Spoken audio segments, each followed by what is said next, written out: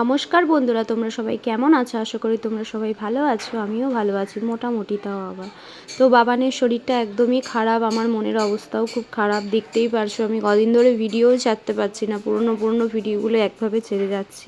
তো বুঝতেই পারছো, তো ওর শরীর খারাপ হলে আমার মন মেজাজ একদমই ভালো থাকে না। তো ফাইনালি ফার্স্ট দিন যেদিন ধরা পড়েছিল, তো ঘাড়ে পিছনে দু একটা বেরিয়েছিল, তো সেরকম একটা বেরোয়নি। তো এইদিকে সন্ধ্যাবেলায় করে নিচ্ছিলাম একটু লুচি, মানে সম্পূর্ণ ঘিয়ের লুচি, আর এদিকে সাদা আলুর তরকারি, মানে একদম হলুদ ছাড়া।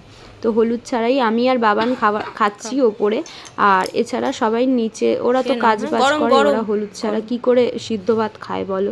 আমার আর বাবানের হয়ে যায়, কারণ আমার বাচ্চা যেরকম খাবে আমি সেরকমভাবে খেতেই পারি, আমার কোনো অসুবিধা হয় না। যেমন জ্বর তেমনি কাশি, মানে কি বলবো, খুব মানে প্রচণ্ড পরিমাণে শরীর খারাপ। যাই হোক, আমরা তো নিয়ম করছি, ডাক্তারও দেখানো হচ্ছে, তার সাথে দুটো জিনিসই হচ্ছে।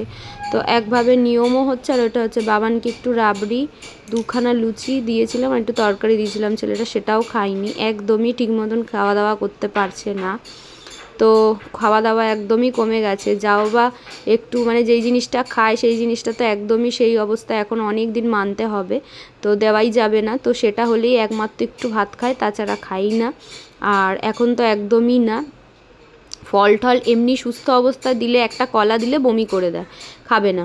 তো এই অবস্থা তো আরোই খায় না। তো যাই হোক, প্রতিদিন এরম ধুনো আর কর্পূর দিয়ে ধুনো দিয়ে আমি 2-3 বেলা দেখাচ্ছি, 3 বেলা এরকম দেখাতে হয়। মা যেহেতু বাড়িতে রয়েছে, তো মায়ের যাব পুজো দিয়ে আসতে, অবশ্যই তোমাদের সাথে শেয়ার করব। তো দাদাভাই বারণ করেছে বাবানকে এখন ক্যামেরায় আনতে না, ক্যামেরায় আনিও না। তো যেহেতু ফোনটা হাতের সামনে থাকে, তো ও ঘরেই থাকে, উঠে গেলে আর কিছু করার নেই। তো একদমই মনের অবস্থা খুবই খারাপ, যেহেতু নিচে উপর নিচ করে শাশুড়ি শ্বশুরমশাই ছিল না, তাই উপর নিচ করে পুজো দিচ্ছিলাম, তাই জন্য নিয়ে আসলাম নিচে ক্যামেরাটা। তো নিচে আলাদা রান্না হচ্ছে, উপরে রান্না হচ্ছে, মানে নিচে হলুদ দেওয়া, আর সবাই তো পালন করছে, আবার আমাদের বাড়িতেও পালন করছে, যেহেতু মা বাবা দেখতে আসে প্রতিদিন আমাদের, মানে আমার বাবানকে। তো বাবান যেহেতু প্রতিদিন যায় ওই বাড়িতে, তো আমাদের থেকেও দিদা দাদু ঠাম্মা এদের বেশি টান, মানে বেশি বাবানকে নিয়ে চিন্তা করে। তো ওরাও নিরামিষ খাচ্ছে। ভাত কয়টুকুনি নিয়েছি দেখো, পনিরের তরকারি করে দিয়েছি, তো পনিরটা ভালোবাসে নিরামিষে, তো সেটাও বলছে আমি খাবো না। তো না খেলে শরীরে জোরটা, অ্যান্টিবায়োটিক খাচ্ছে, কাশির ওষুধ খাচ্ছে, প্যারাসিটামলটা তোমাদের দেখাবো খেতে খেতে কতটা শেষ করে ফেলেছে। তো এত ভোগে না, বলার কথা না। যাই হোক, ওই যে নিচে হয়েছিল পোলাও আর আলুর দম, তো শাশুড়ি মা এটা রান্না করে দিয়েছিল, শুধু বাবানের আর আমার রান্নাটা উপরে আমি করে নিচ্ছি, কারণ আমরা তো একদম সোমবারের জিনিস খাবো না। তো একদম সিদ্ধ সাদা, মানে সাদা পুরো একদম, হয় ঘি নয় বাটার দিয়ে রান্না করা, কোনো সোমবার টোমবার ছাড়া। তো যাই হোক, এরকম যেহেতু খাচ্ছি, সন্ধ্যাবেলা একটুখানি কফি নিয়েছিলাম, একদম অল্প একটু সামান্য পরিমাণে। দেখতেই পারছো, যেহেতু মাথা ফাতা এত যন্ত্রণা দিচ্ছে, তাই জন্য নিয়েছিলাম, নাহলে আমি খুব একটা খাই না, তোমরা দেখোই, মাঝে মধ্যে খাই, খুব কম, তাও আবার। তো দাদাভাইকে দিচ্ছিলাম, আর আমি যাই হোক, ওকে আমি ক্যামেরার সামনে আনতে চাই না, প্রচুর পরিমাণে হয়েছে, মানে গায়ে পিঠে হাতে সব জায়গায় ভরে গেছে।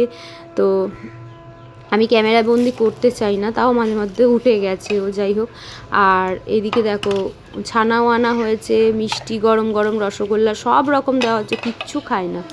তো খেতে পারছে না, মুখে জিভে হয়েছে, কানের ভিতরে হয়েছে, চোখে হয়েছে, তো কতটা পরিমাণে কষ্ট পাচ্ছে। যাই হোক, বাবানের আর আমার একদম কয়টুকুনি ছাল নিয়েছি দেখো।